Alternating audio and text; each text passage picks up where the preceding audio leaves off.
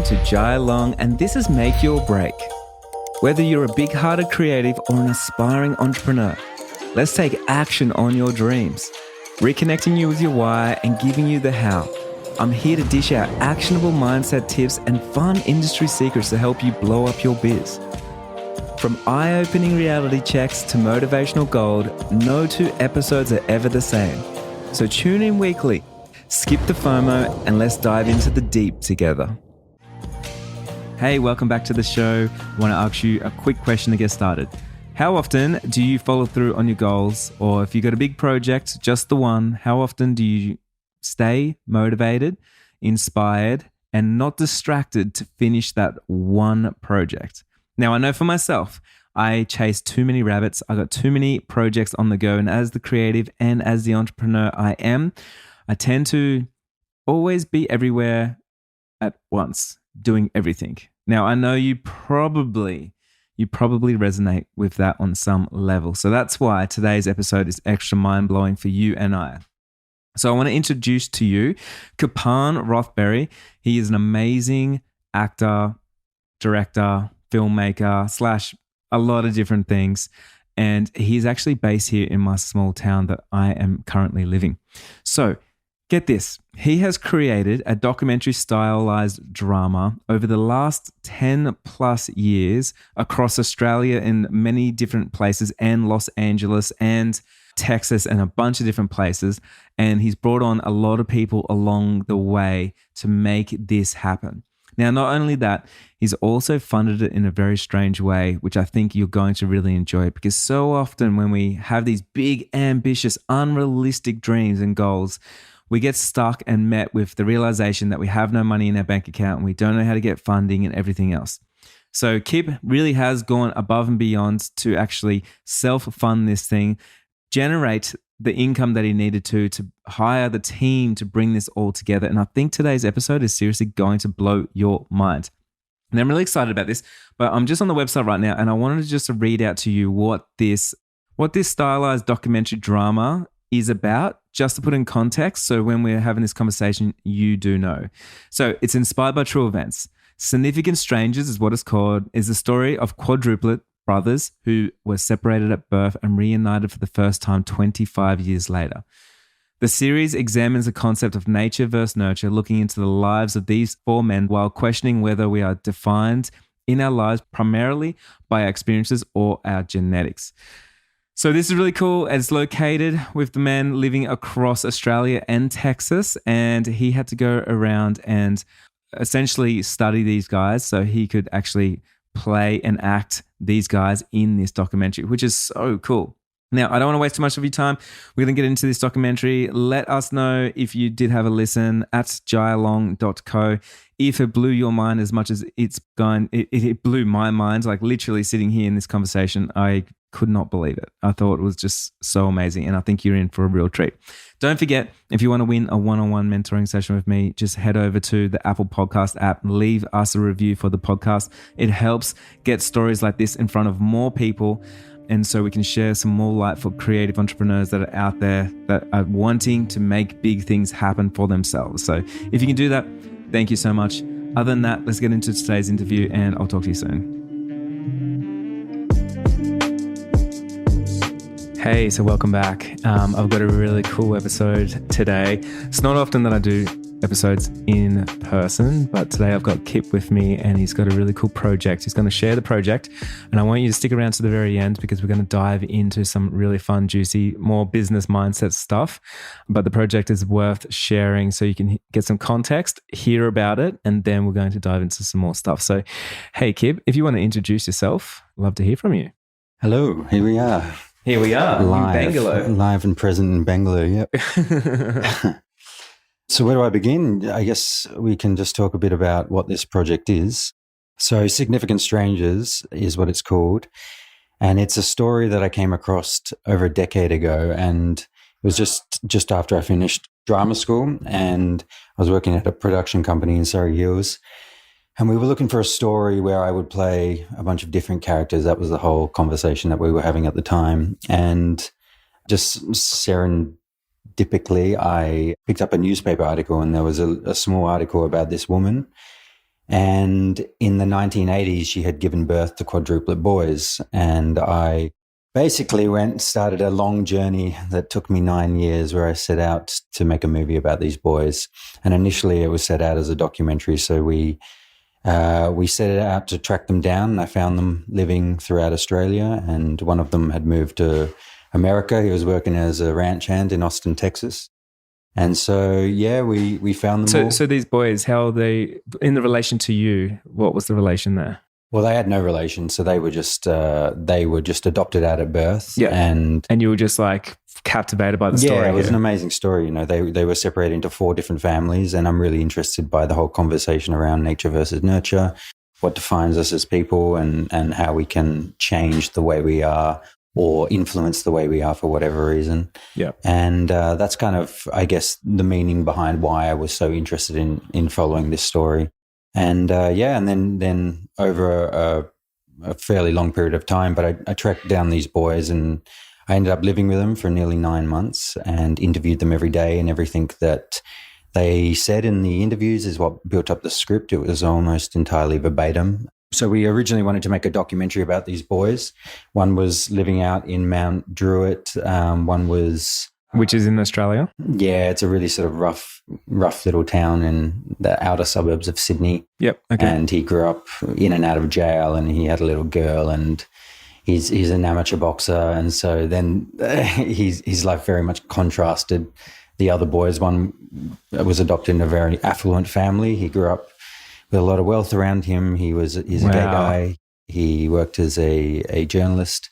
There was a musician who was the other brother from Melbourne, and he came from a fairly bohemian family, and he was very much into rock, and sort of maybe similar to me at the time of when I sort of heard about the story, and he was the first boy I interviewed. And then the final one that we shot, he actually moved to Austin, Texas with his family. This boy, he grew up on a ranch out there as a ranch hand and learned rodeo. And so he moved out there when he was really young. Yeah, so I think when he was 4, he moved with his adopted family to Austin. Yeah, okay. And then they moved to a little town out of Austin called Marfa, Texas, and that's where we filmed the last part of the project. That's so cool. So essentially you've got 4 characters, and they've all come together, and they're all completely different, and even live in different areas, different continents, probably have different accents, probably think differently and everything. Yeah, it was interesting. I mean, there was definitely little similarities and strange synchronicities between the 4 as far as mannerisms and that sort of thing went, but they were vastly contrasting as well, which was really interesting. Wow. And to see them all, because we couldn't make a documentary because 2 of them didn't want to be on camera, but they were happy to be interviewed. Okay. We went down the road of figuring out how we would tell this story, and eventually we decided that me just coming out of drama school, I would play each of them. And so over 9 years, actually, we filmed this series. We did about a year of research on each, and then we moved on to the next. Wow. And that's a big project. Yeah, it was a very, very long project, but it enabled me to sort of really get into the character work and basically trying to recreate these people as close as possible to the way they actually were. And I think, we came out with a pretty interesting thing at the end of it. So tell me about the project. Like, what is the format of it? Like, so is it a documentary? Is it a series? Is it a doco-series? Is it a movie? I know it's a complicated one, and not just for you or I. I mean, when we were originally trying to get this made, I actually went to Screen Australia to get funding for it, and they couldn't categorize it, so therefore they said they couldn't really fund it. It wasn't sitting in a drama, nor was it sitting in a documentary. It sort of was in this hybrid world of a documentary stylized story. Wow, that's so where cool. I played these boys. So I had to get real creative on how I would get it made, because I couldn't get money from Screen Australia, and I tried a lot of different avenues and it wasn't working for me. And I guess I was pretty naive at the time. I was 23, just out of drama school, and wanting to make my own film project pretty much on my own, just pulling in a team from the people I knew, and then that sort of branched out to other people as well. But yeah, I just had to get real creative on how I got it made. Yeah. So is there multiple episodes? Yeah, so we initially decided that we would make a pilot episode to then take to networks, and that's what we have. Epic. But then we also have the second episode already cut and edited. But the idea behind this is that we will hopefully at the end of the year get this pitched and sold to then become a series. On one of the major networks. Yeah, exactly, which would follow their life up until the meeting, which happens in the second episode, the reunion. And then after that reunion point, it's really a story about a sort of an investigation into that concept I was talking about of nature versus nurture, that universal question, and sort of really looking into how these four boys kind of help and hinder each other in different ways, which we have adapted from their actual stories, taken that narrative and turned it into a story about what fictitiously could have happened. I think this is so interesting and such a good timing for it, because right now I believe like things are changing a lot. And so like if you just rewind just a little while, people didn't really even want doco series and things like that. But with Netflix and Stan and everything sort of taking over, like there's so many new formats and ways that people love to consume, entertainment like this. And I think it's like the perfect time to have a hybrid and bring something new. Even though you've been working on it for 7 or 9 years, it's literally, I believe it's probably going to land at the right time on the right platform. You might be, I think you're right. I mean, look, I've always lived with the sort of mindset and, felt very strongly that everything has its time and place and happens the way it's meant to. So it has been like that with the creation of this project as well. Like at the time when trying to get it made, sometimes we went through really hard stages of trying to get funds or just trying to pull the right team together, and it would fall apart. But it always seemed for a very good reason, because at the end of it, we just came out with a really incredible project and story, and it seemed to happen exactly the way it was meant to, I think. So, yeah. It's incredible. So tell me a little bit about this, because I know there's so many creatives out there that have all the ideas to create something for themselves and something big as well, and put a lot of time and effort into it. So when you were naive, which is always the best time to do something like this, what was the first steps for you? So did you have money? Did you have any backing? Or was that the first thing that you're sort of going after, so then you could build out a team and get some people on board? Yeah, I mean, I'm not really a traditional person in the way I do things. Sometimes I think that I probably should follow that traditional kind of methods maybe a little more stringently. But yeah, I mean, I don't know if it's looking for the most like practical way at the time, just the most face value way of trying to get something made. But that kind of is the, I guess, approach that I took, for better or worse, but that is how I got it made. I mean, I went to a bunch of more sort of larger scale funding bodies and companies, and it just seemed like... How did you even know that was a step that you should take? Did they teach you that in drama school? Yeah, I mean, drama school isn't really aligned with, well, as far as where I went, it wasn't really, it was much more about the methodology of the craft and acting and trying to find which way works for you as far as how you approach that work. And it never really sort of went into the business side of things, which I really do think they probably should teach, just because it's such a massive part of the industry as an actor and filmmaker or whatever you're really doing. You really need to understand those sides. You kind of are selling yourself as a business as well. So it's good to know. But did you have a mentor or a hot tip or just a hunch? Or I think I just really would just do things instinctively. And so once I heard about this story, I decided to kind of see if I could just raise some money and get it done as soon as possible. So I took a really unusual approach, I guess, where I was talking with a fairly well-known director in Australia that was living just up the road from me at the time. And he actually said, you should duck up the road and talk to one of his producer friends, because he would be really interested in the idea. And so I thought, okay. And so I went up and I just knocked on the guy's door. He didn't know I was coming. And I came inside, told him I was a friend of this director, and sat down with him and we spoke about the series. And at the end of it, he said, oh, yeah, I'll throw in some money for that. And I was like, okay, that's great. And then he said, well, why don't you go up the road and talk to my other friend who's a producer? Maybe he can help. And I just did the same thing. And again, it worked. And he threw some money at it as well. And I remember I walked outside the house and I was like, this is kind of effective and easy. I just had this thought in that moment, and I was just like, I wonder what it would be like if I just knocked on every single door in this street.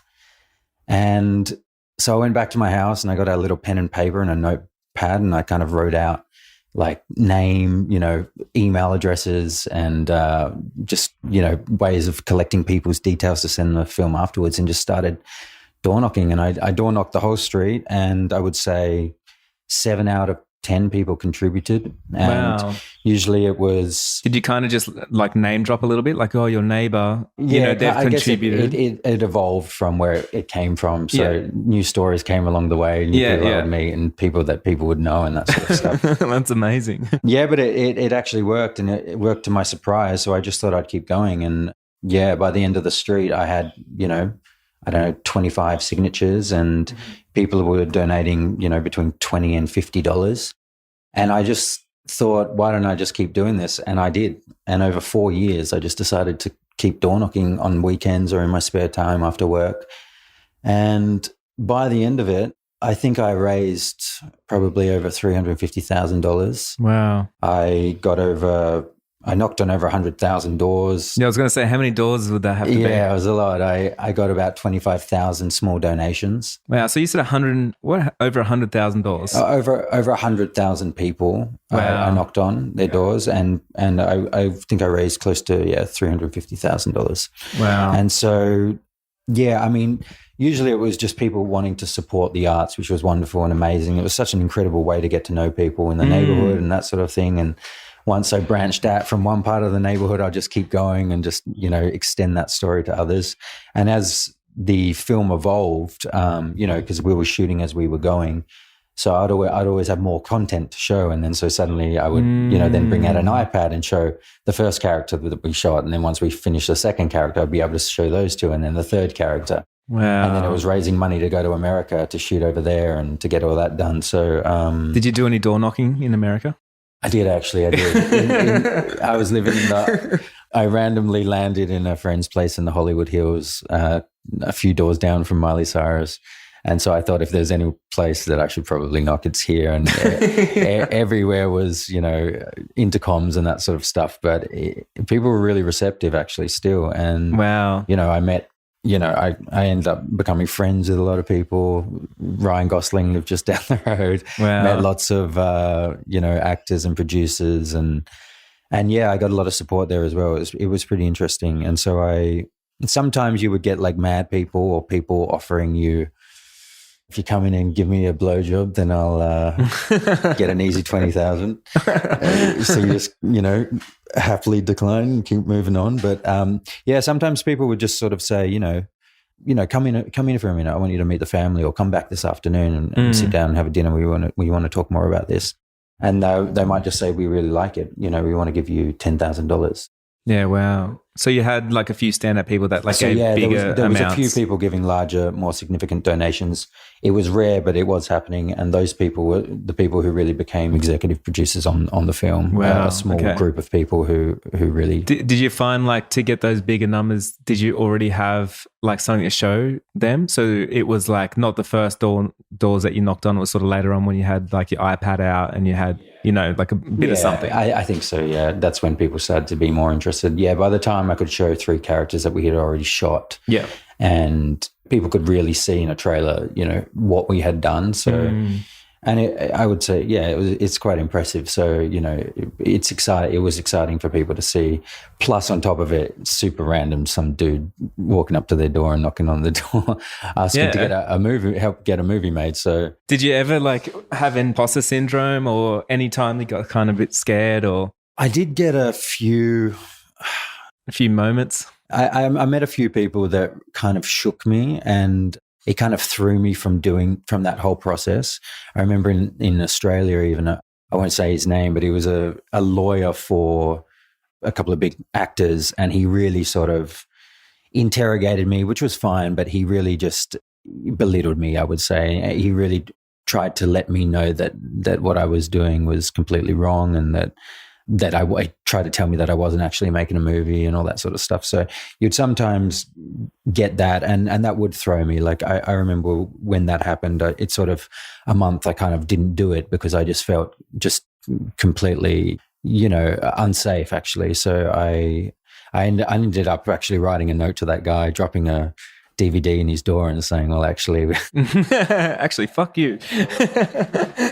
So, I mean, you do what you can, and you're always going to encounter people with different feelings and mentalities about how they feel about anything, really. And that's really what this series is about. It's looking at these 4 people from 4 extremely different worlds who, have very contrasting opinions, and it's kind of looking to why we form those opinions about certain things, what makes us the way we are, what makes us think the way we are and feel the way we are.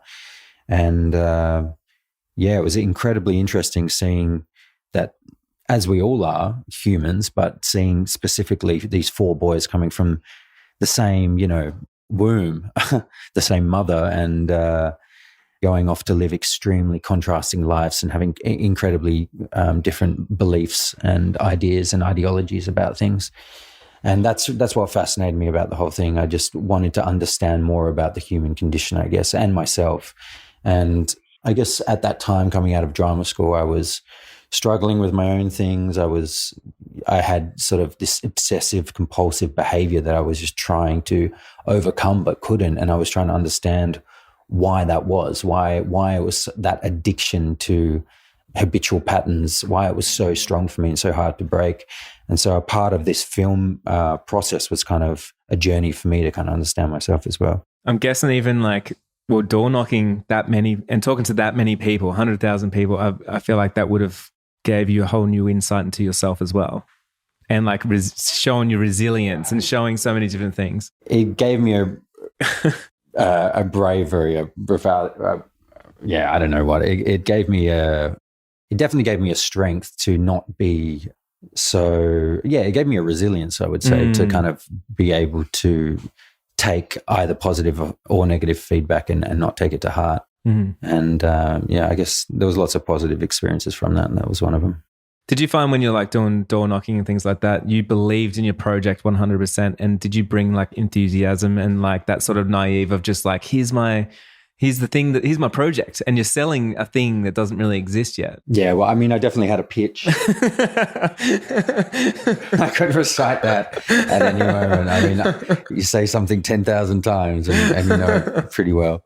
So, but I would often try and just mix it up for, it's funny because if you see one kind of person, you just have an instinct to pitch something in a different way. Yeah. So doing a play, you do something again and again at the same time, but it does get repetitive and boring. So I would mix it up. And sometimes I would even just do crazy character stuff and just put on an accent or whatever and just, bump into someone from South Africa and suddenly this guy comes out, huh? Something like that. So I always try to make it interesting for them and for me, I guess. So interesting, a lot of the times, we see these things, we don't see the behind the scenes, and it's almost, you can create a whole documentary on your journey behind the scenes of creating the thing. And it's almost like you've got an attachment to the project itself, but there's also this body of work that you've created and this journey that you've gone through just to create the thing that's not even out yet, before it even comes out. Yeah, I find that just so fascinating how there's the 2 parts, the part that everyone sees and then the 9 years behind the scenes that no one sees.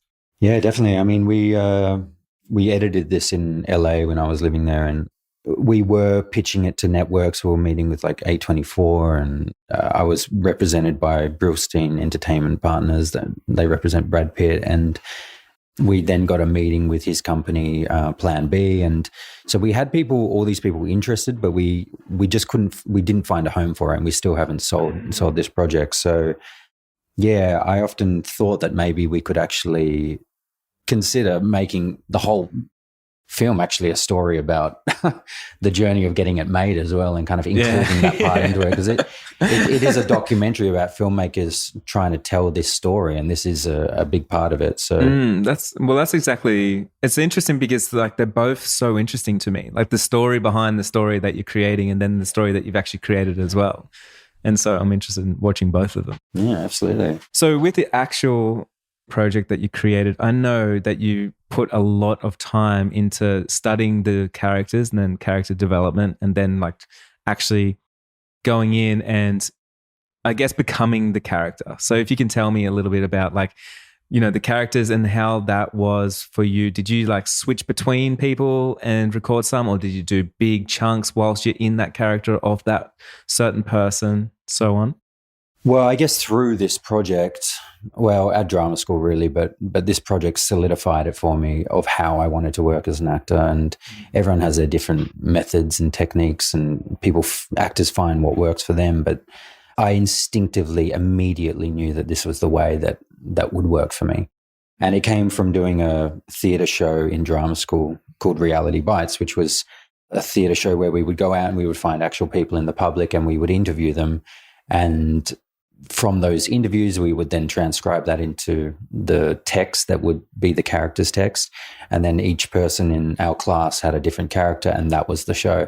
And it was an incredibly captivating show. Like it was really an insight into how contrasting and how interesting people are, even in their small intronicities and their, just even in their simplicities. It's just fascinating how we are so different in different ways. And that's then what became really interesting for me about the process of learning how to, play these boys. So, for example, I mean, I followed a fairly similar process for each of them, and I did it in chunks. So I did one after the other. And so the first boy was this musician. So, I was kind of naive going into it, but I just did everything I could. So I just, after interviewing him and living with him, then I would go and literally mime playing the guitar in front of live audiences with other bands. Wow. Just to get that feeling. And I was doing that for nearly 6 months. And then when I moved on to so what, you go on a tour with a band and play on stage, but you weren't actually plugged in? Pretty much not on tour, but when they were playing gigs around Sydney, I would just ask if I could stand in and kind of just be a part of the show. Wow. And most people were like, yeah, no worries. They just thought I was one of the band members, and we ended up using that band actually to shoot a lot of the clips in the film. But then, I took that process for each of them. So then I played a gay guy, and he was suffering from a sort of anorexia. And so I lost 12 kilos for him. And then I sort of really put myself in that headspace, living up in the sort of, where was it, Paddington area at the time. So he was in Brisbane, Australia? No, he was in Sydney. He's in Sydney, okay. And then the next boy I played was this boxer. So I learned to box for 6 months, and I really put myself into that guy. I went and lived out in Mount Druitt, this really rough suburb, and sometimes I was staying with him and there'd be like a brick come through the window of the house, and I just suddenly was immersed in this really wild kind of just unpredictable environment.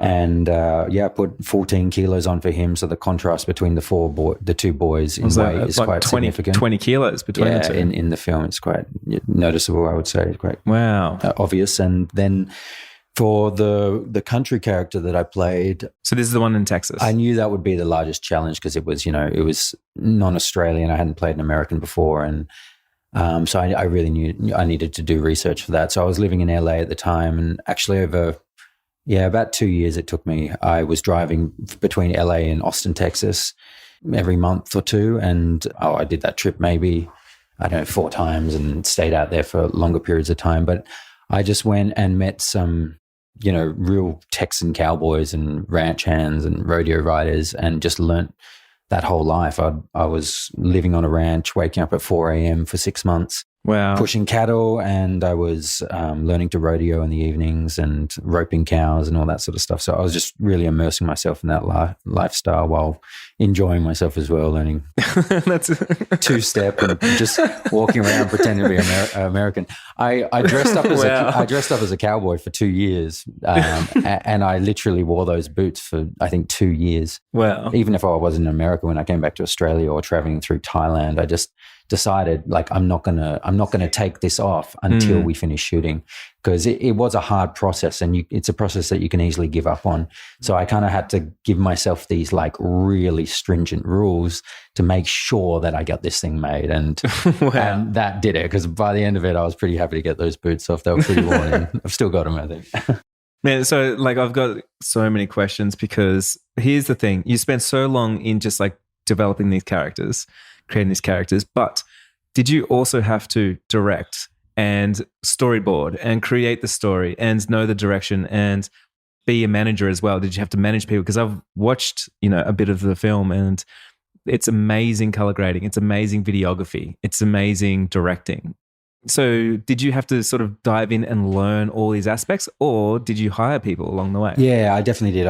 I collaborated, and I brought people on as it progressed. And when I would meet someone that I was really impressed by, I would just tell them about it and see if there was a place for them in the project. And that's kind of really how we got it made. It was a real collaborative process. Wow. I originally didn't want to direct it because I just thought that would just, hearing stories about Mel Gibson on Braveheart or whatever, it just wasn't something that or not even that. It was even removed from the sort of ego side of things. It was just that I saw it would just be distracting to the character. When you want to go 100% in on something, yeah. But it did, eventually it was just the way things panned out, and it just became necessary in some circumstances. And that's sort of why I actually had to step into that role and direct as well. And I had assistant directors, some amazing people join me and help me out along the way. And we had a different team for each brother that we shot. So they each have a bit of a different film. So when you say like different team, you're talking like different director, obviously a crew on lighting, things like that? Yeah, I mean, there were a few people that would step over as far as like lighting and sound would go, but the crux of, the cinematography and the producers and all that sort of stuff were changing throughout the characters. Wow, okay. And that often was to do with just the time that it took to get it made. And so we were shooting, one brother, and by the time we were ready to shoot the next, 2 years had passed, and people working on other projects, or we were just in another country, like in America, and we just didn't have the budget to fly, entire crews from Australia over. So it just made more sense logistically just to get a crew over there and to hire people that we knew over there. And yeah, that's what we did. I did bring over a cinema photographer that I had worked with previously from Australia for the last character. But that's because I had a certain way that I wanted that character to look, and he really we were very similar ideas on that. We connected on that very well and agreed on that very much. So he just felt right for it. So he came over. But yeah, I think in America, maybe it was a small crew. We had about, I don't know, less than 20 people, about 12 to 20 people, I would say. I mean, that still seems pretty big to me. Yeah. When you're flying people around, for sure. Yeah. Yeah. And also just like, just managing people. So you are the director, right? Yeah. And then you're also the main character. So you're acting the thing. Yeah, I'm playing the four brothers. Yeah, so you're playing every single character, basically. Well, I mean, so the way I don't want it to sound like this me fest, but I mean, I look very different. The idea is you can't actually tell that I am the fourth people. But anyway, because this is documentary stylized, we actually decided to get people in the areas where we were filming to be the friends of the actual character and the friends of the actual brothers. We asked them to be in the film as well. So there's actual real people. It really has a real documentary kind of feel to it. And I mean, when we were in Texas, we were running around going up to like just people that look the part and just saying, hey, look, we're doing this document. We wouldn't even say it was a film. We'd just say we're shooting a documentary about this boy who's found his brothers. Would you like to be in it? And then sort of that's how we would do it to keep that real feeling going. Because my intention with the whole thing was to make it just as genuine, just as real as possible, and make it really blur the lines between the documentary and fiction world or drama world, Yeah, just to really make it very honest.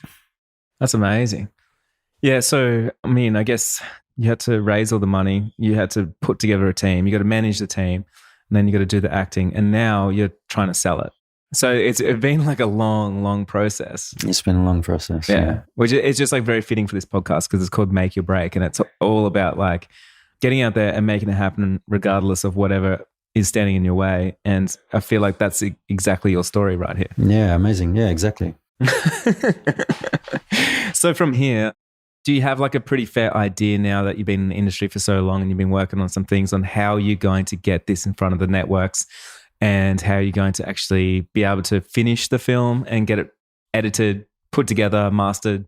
It might be a good time to say this actually, because we're kind of searching for an Australian producer or development production company to kind of join us at this stage and trying to take it to that place, because it's not my field, you know, like I'm not a producer, and my producer is a Norwegian guy based in America, and he's sort of had to step away in some ways from the project just because of the distance between us at the moment. So I'm definitely looking for finding a development team here, and this year we're going to really start ramping things up to push that search for the right home for it, and to find the right place that it should be streamed. Yeah.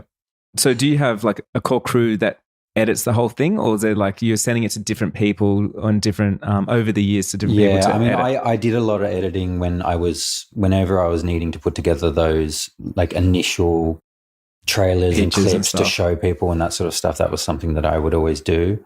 I just learned that along the way. But then we brought on a really great editor in America. He was the person who cut together that pilot episode, and I think, he was an Emmy award-winning editor or something, and so he put that together. And we very well may go back to him if and hopefully when we get this series picked up, we'll hopefully bring back most of the team that we've worked on if they want to come back on board the project.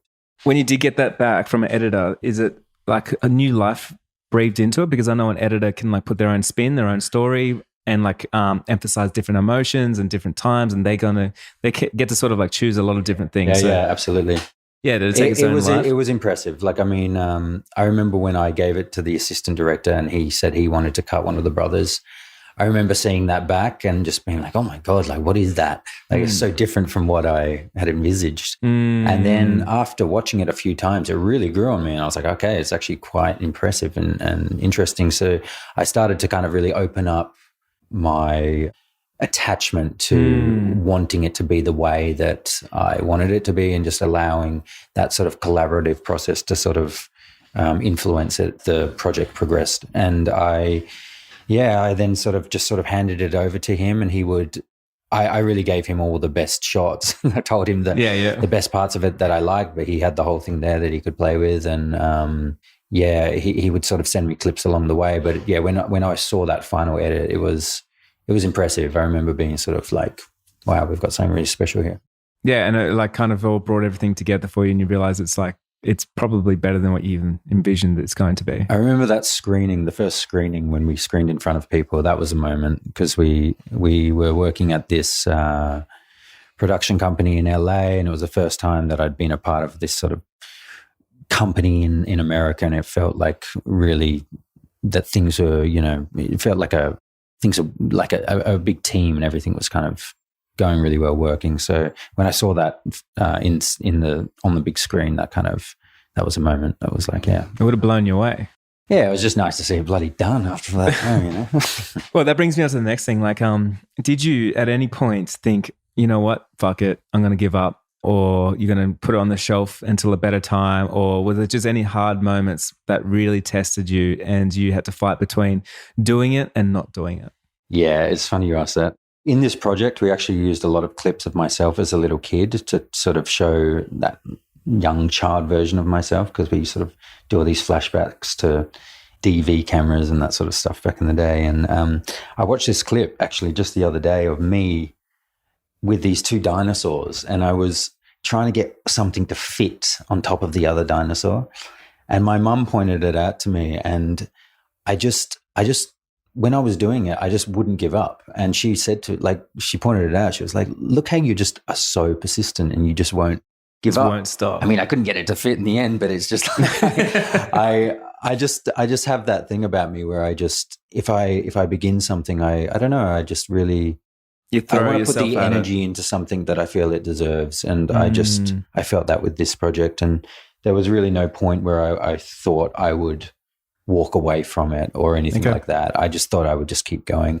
Maybe that's why it took 10 years. I mean, maybe it was a project that really should have just taken a much shorter amount of time. And yeah, I mean, it's a long time. So, but I kept going. There were definitely points where I guess I would step away from it, do other projects and that sort of thing. But it was always something that I would come back to because it was always something I wanted to get finished. It was really an important thing for me and a huge part of my life as well. I mean, coming out of drama school for 10 years doing this project was a significant part of, my experience growing up, but then also just informing the person that I was in many ways, I guess. Did you believe that you needed to put in like 100% into this? Otherwise it wouldn't have the best chance to succeed?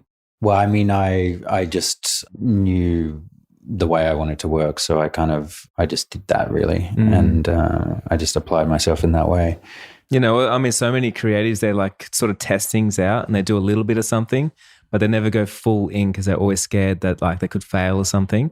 Where I always think like you need to go 100% in because otherwise you will fail because you didn't give it the energy it deserved. Yeah, and sometimes, I mean, you also have a point of no return with some things. I mean, if you've shot 3 characters, you're not going to really just go, oh, okay, I'm going to let this go. Like it was already, After you door knocked 100,000 places. 6 years of my life. Yeah, and then I also had all these people that I needed to honor as well. It was a huge motivation and drive to get it made, Yeah, did that add any extra pressure? Just the support gave me a intense confidence to get it made, I think, because all these people were just... They're all rioting? Maybe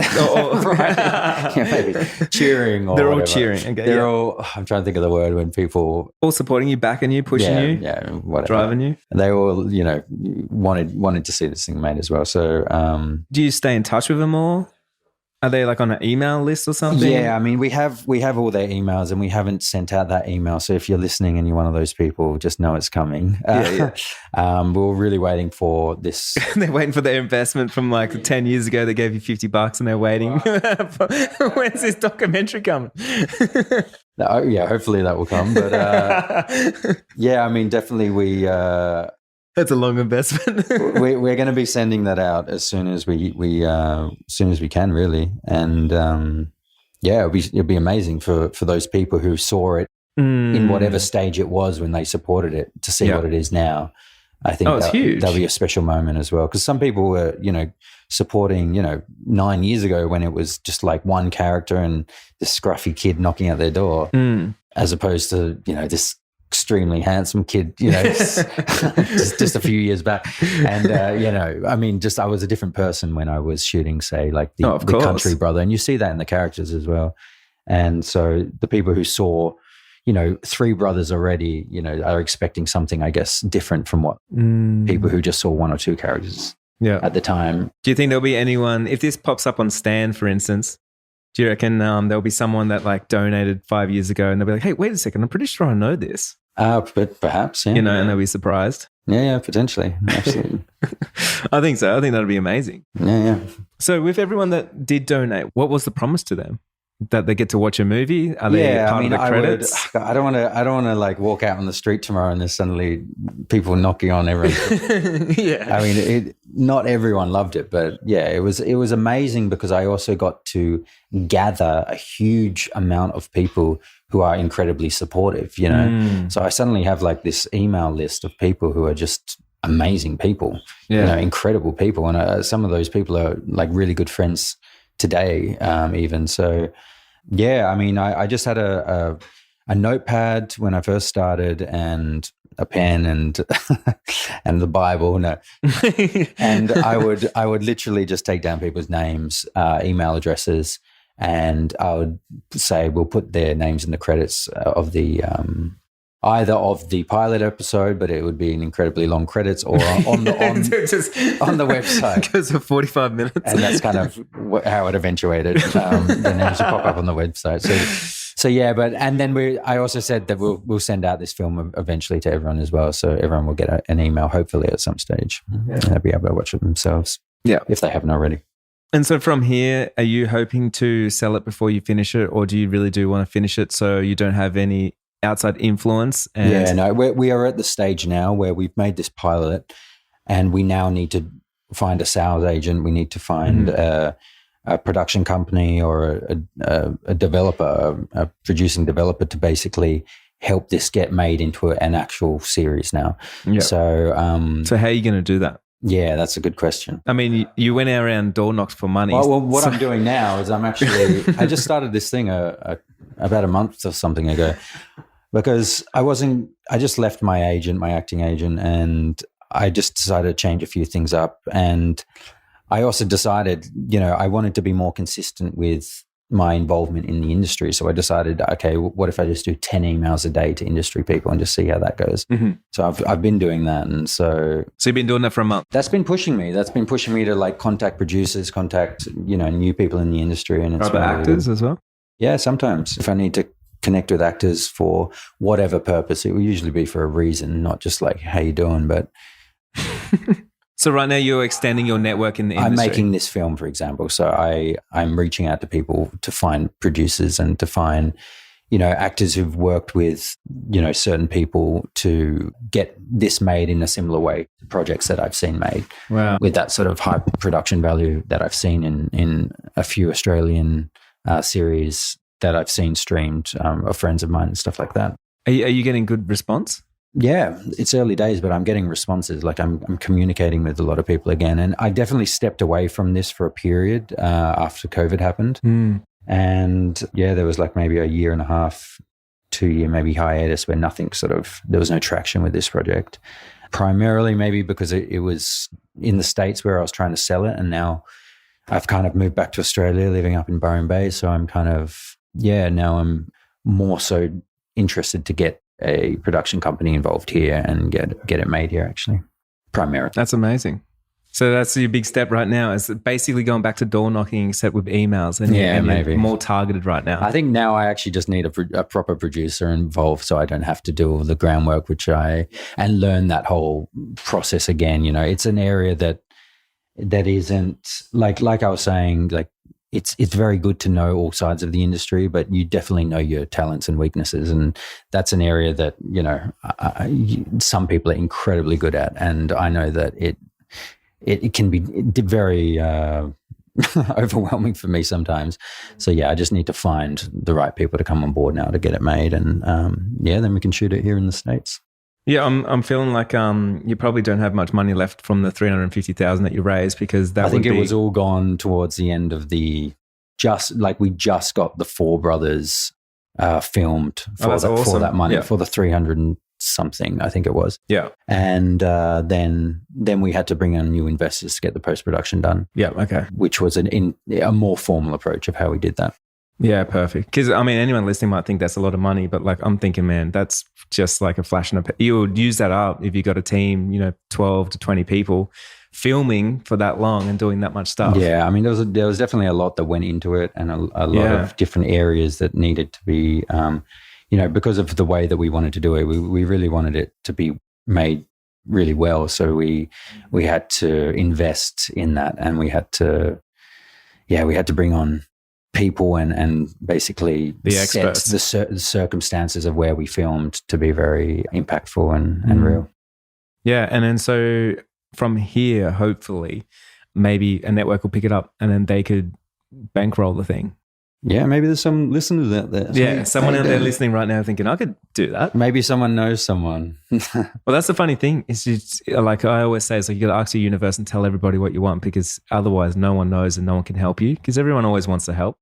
So just putting it out there to the world and just, I think it's one of the most important things, really. And doing what you're doing, extending your network and introducing yourself to people so people know at least who you are and what you're doing. Yeah. And it's the moment for that as well. It's, I feel like, connecting with people really is the way in which we evolve, I think, and heal and grow and all those sorts of things. It's through learning, and not learning with blinders on, but really kind of opening your perception. And that's what I got from learning these 4 different lives. And that's what I got from meeting all these people. So I feel very, it's been an amazing journey to kind of understand, sounds big, but understand like the way people are, understand humanity in some ways, It's so funny too right now. It's sort of like the ending of like filming it all and everything, and then like you're going to get it out there, but then it starts a whole new journey where you'd have to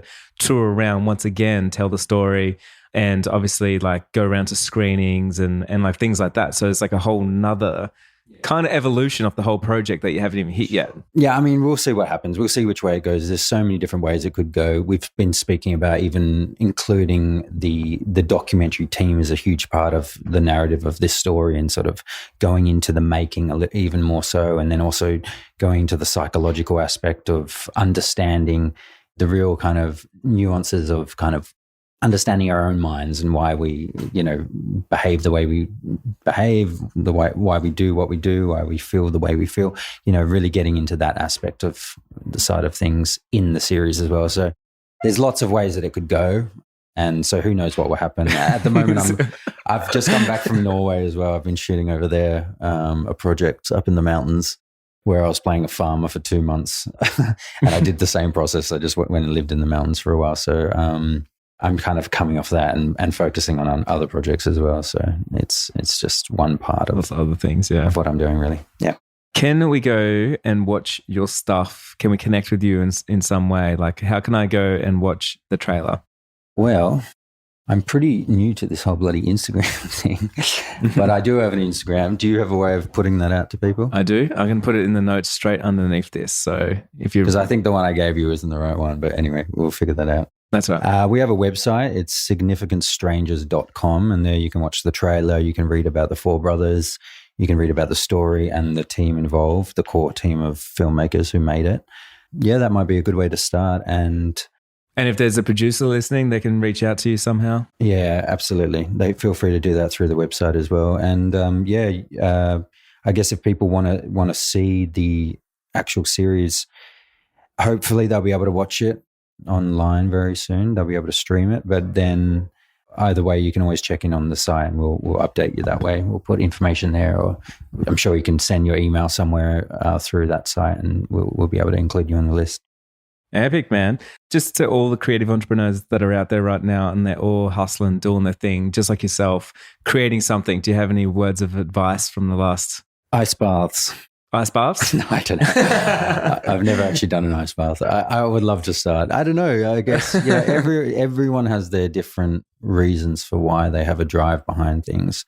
And I guess it's really, I don't want to sound cliche, but it's just finding, what it is you love and knowing why you're doing it. And if you have a pure heart behind why you do things, that pure passion will shine through, I'm sure. And people will be able to see that.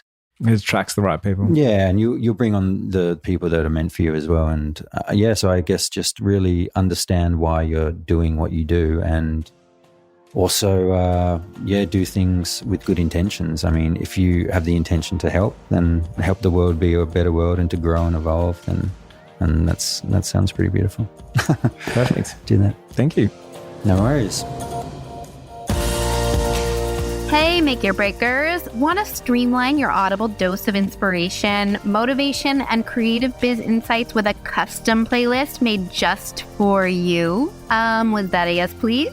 Kicking our arses into gear, sifting through all of Make Your Breaks episodes to date. Yep, we're talking all 200 plus episodes. We've meticulously curated some banging playlists just for you. We want to help you to make that break ASAP. So, whether you're a newbie or have listened to every episode a million times, jump into the show notes and check out the little something we whipped up to generate your very own custom playlist.